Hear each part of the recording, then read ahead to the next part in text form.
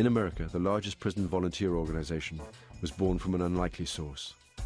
In the 1970s, a political scandal swept through the USA, and another political figure, President Nixon's right-hand man, Chuck Colson, was convicted of obstruction of justice in the lead-up to the Watergate trial. The worst thing that happened to me was not going to prison. It was hearing a clerk in the court announce the United States of America versus Charles Colson. Known within the Nixon administration as the evil genius, Special Counsel Charles W. Colson served 7 months after pleading guilty. In the Watergate days, I was given an opportunity to plea bargain.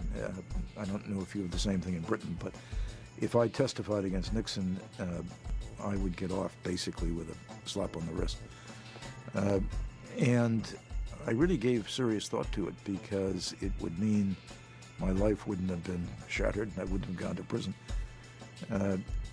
But it was bothering me in my conscience. Chuck Colson's conscience cost him his career and the respect of the American people. But he seemed determined to make his experience in prison count for something. Well, I realized when I left prison that prison wasn't doing anything for these fellows, that it was probably making things worse because they would learn how to commit more effective crimes in the future. After his release, Colson went on to set up the largest Christian prison ministry in the world, Prison Fellowship. Well, Prison Fellowship International is an association of independent national organizations around the world. Currently 110 national prison fellowship ministries, each one of them different, each one of them comprised of men and women from various Christian traditions, coming together in a common concern for prisoners, ex-prisoners, and their families. In 1997, Chuck Colson's Prison Fellowship set up the Interchange Freedom Initiative.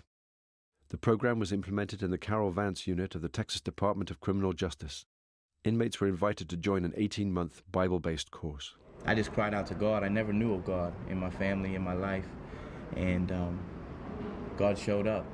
And I got pulled out of the PhD segregation where I was, and He revealed Himself to me. He put me in a faith-based dorm where I was at my other unit in Dallas.